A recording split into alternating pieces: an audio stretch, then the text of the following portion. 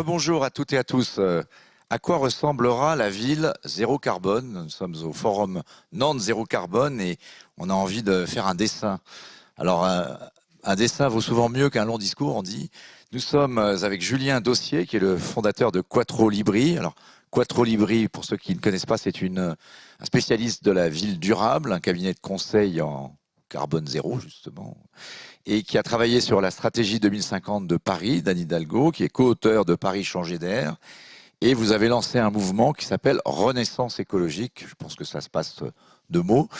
Et on en parlait justement tous les deux. Montrez-nous à quoi ressemble cette ville. Alors, vous n'avez pas vous lever, mais on a un schéma derrière. J'espère qu'on le voit à l'écran.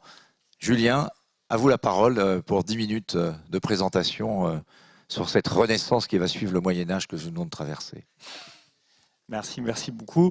Oui, la question de la représentation de la ville zéro carbone est importante parce que si on imagine des chantiers qui ne mènent pas à la neutralité carbone, on va mettre en œuvre ces chantiers par erreur. A contrario, aujourd'hui, on a aussi un doute qui peut s'installer avec l'incertitude de savoir si oui ou non il est désirable de s'engager dans une transition. Et l'incertitude vient du fait qu'on n'arrive pas à se représenter ce vers quoi on tend.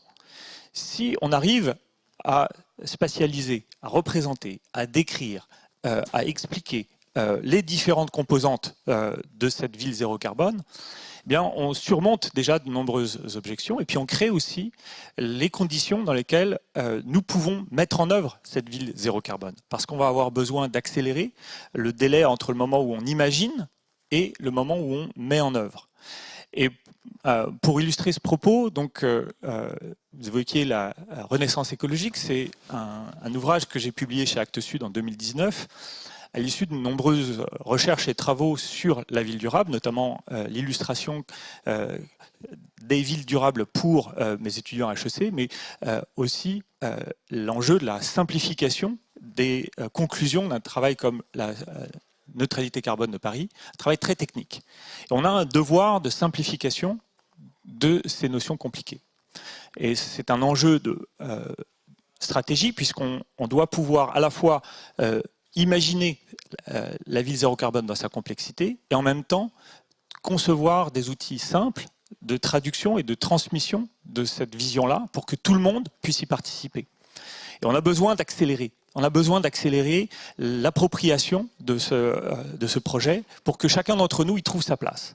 Alors je vous propose maintenant de vous décrire et commenter cette fresque que nous avons ici à côté de nous pour commencer par l'espace dans lequel la majorité d'entre nous vit.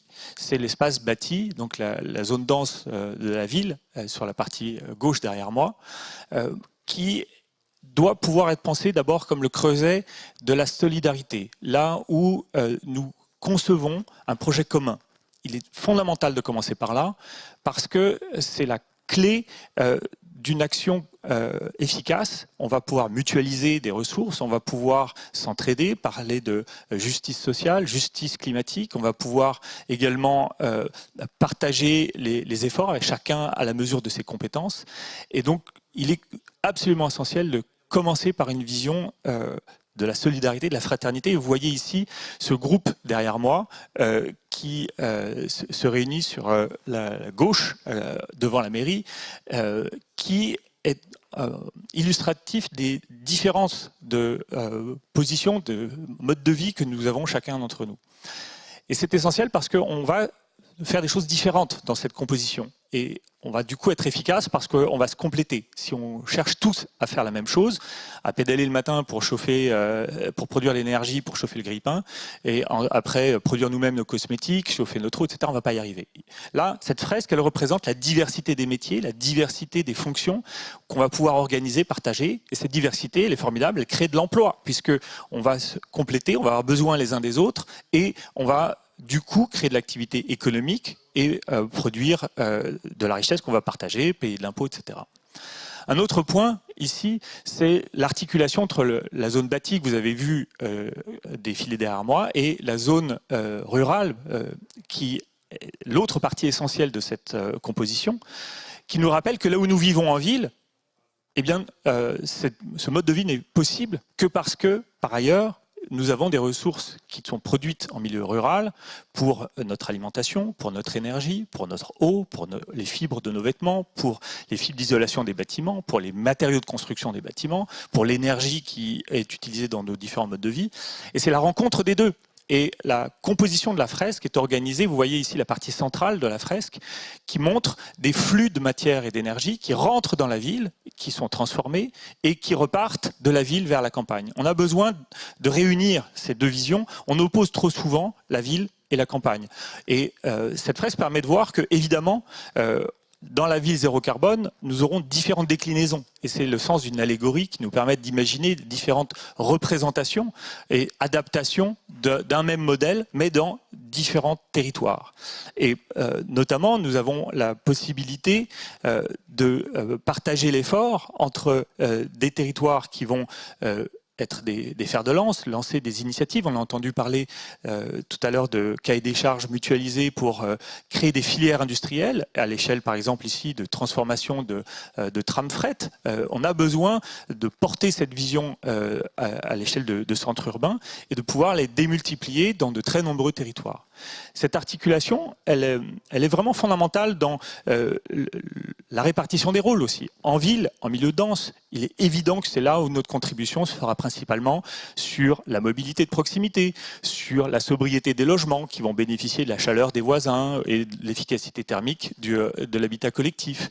Et c'est évidemment pas en ville que nous allons faire pousser les céréales qui vont faire la farine dont on se servira pour faire le pain de notre petit déjeuner. Donc cherchons à trouver notre place dans cet équilibre. À l'écran, vous voyez la partie rurale et à contrario de l'exemple que je donnais pour la ville, à la campagne, c'est là où nous allons pouvoir au contraire participer à la régénération du vivant, à l'enrichissement de la biodiversité et la production de ces fibres, de ces matériaux d'isolation, de cette alimentation. Mais évidemment, comme ce sont des grandes surfaces qui seront dédiées à ces fonctions biologiques, eh bien, nous aurons des plus grandes distances pour nos déplacements. Donc, une plus grande difficulté aussi à adopter de la mobilité type vélo. Donc, on va chercher d'unifier un mode de comportement unique qui va s'appliquer partout. On va au contraire voir que cette diversité et cette richesse des modes de vie doit nous permettre d'avoir des dominantes, des points forts, et de chercher à consolider nos points forts et d'être complémentaires avec les activités d'autres partenaires dans d'autres parties du territoire.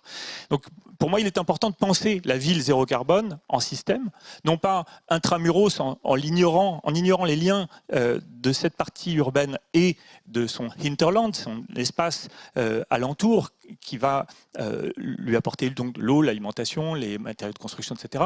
Mais vraiment de penser en système, la réunion des deux, chacun apporte des ingrédients à l'autre et chacun se complète. Et on peut ajouter également dans cet usage de la fresque, à l'échelle d'une allégorie, qu'on a une représentation qui nous permet de partager une trame commune à l'échelle européenne, par exemple. Dans cette représentation de la ville zéro carbone, il n'y a pas d'obstacle de la langue.